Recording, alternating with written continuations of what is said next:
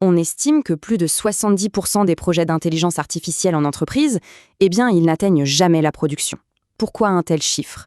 C'est souvent parce que l'IA est traitée comme un pari technologique, un peu comme une expérimentation, mais pas comme ce qu'elle est vraiment, un levier stratégique qu'il faut absolument maîtriser.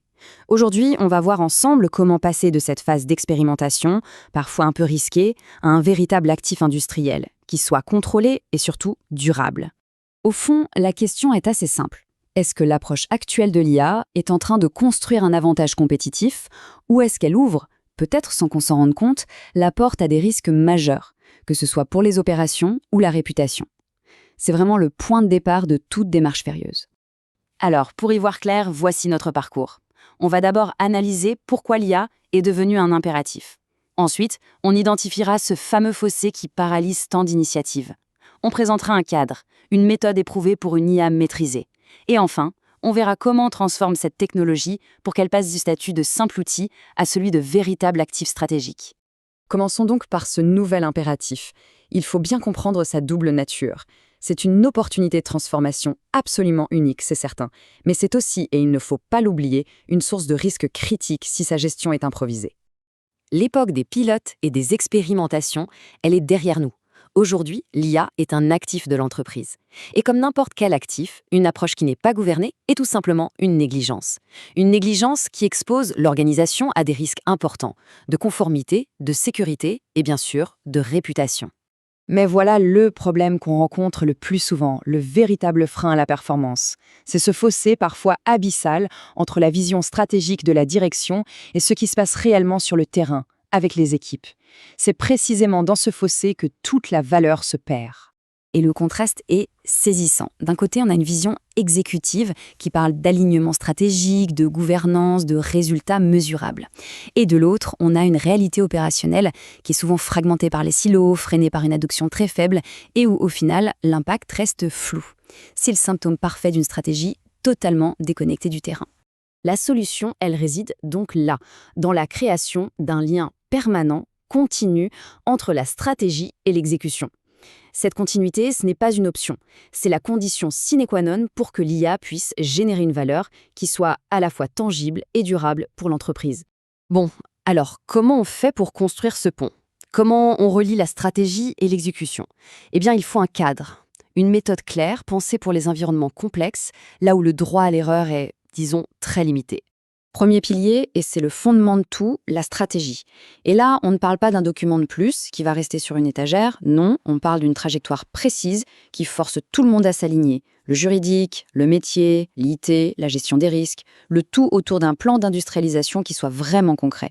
Le deuxième pilier, c'est la gouvernance, c'est le socle de la confiance. Sans ça, on crée des boîtes noires qu'on ne contrôle pas.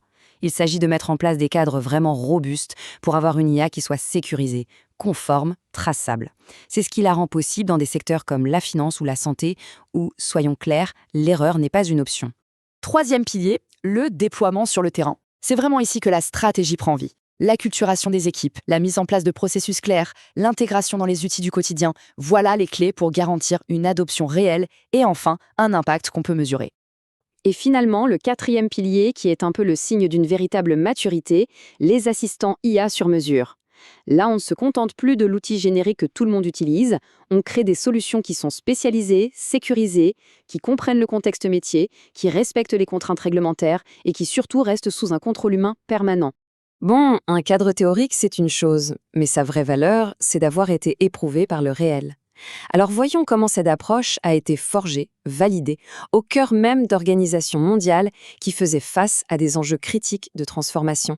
Quand on pilote la transformation data à l'échelle mondiale, que ce soit chez Pernod Ricard, Hermès ou Mano Mano, on apprend une chose très vite, la stratégie doit être pensée dès le premier jour pour une exécution à grande échelle. C'est cette expérience qui a vraiment forgé le premier pilier de notre cadre, une stratégie qui soit à la fois réaliste et industrialisable. De la même manière, quand on crée l'une des toutes premières équipes spécialisées en IA pour AWS en Europe, en particulier pour des secteurs comme la banque ou l'assurance, on apprend à construire des systèmes qui sont fiables et sécurisés par défaut. C'est ça le fondement des piliers gouvernance et déploiement. Une vision stratégique qui est solidement ancrée dans une maîtrise technologique profonde. Cette double compétence, à la fois stratégique et technique, a été mise à l'épreuve dans les arènes les plus exigeantes qu'on puisse imaginer. La finance, le juridique, le luxe, en somme, des secteurs où la confidentialité, la conformité, la rigueur, ce ne sont pas des objectifs à atteindre, ce sont des prérequis absolus. C'est pour répondre à ce niveau d'exigence que ce cadre a été conçu. Pour conclure, essayons de prendre un peu de hauteur. L'objectif final, ce n'est pas juste d'implémenter un nouvel outil, c'est de transformer l'IA en un véritable actif stratégique, durable, qui vient renforcer l'organisation de l'intérieur. Et cette philosophie, elle est vraiment au cœur de la démarche. L'IA, ce n'est pas un spectacle technologique. Sa seule et unique mission, c'est d'augmenter l'efficacité des équipes, de façon pragmatique, mesurable et, point essentiel, toujours sous la responsabilité finale de l'humain. Ce n'est donc pas une simple prestation de conseil. Il s'agit bien d'un partenariat stratégique. Un partenariat qui est capable de faire le pont, de traduire la vision de la direction en réalité opérationnelle, parce qu'il est fondé sur une expérience très concrète des contextes critiques et une véritable obsession pour la valeur métier, la sécurité et la conformité. Au final, l'enjeu est clair, il s'agit d'arrêter de subir l'IA et de commencer à la piloter, à l'industrialiser. C'est une transformation qui est exigeante, c'est vrai, mais c'est la seule qui place vraiment le contrôle, la responsabilité et la création de valeur durable au cœur de l'organisation.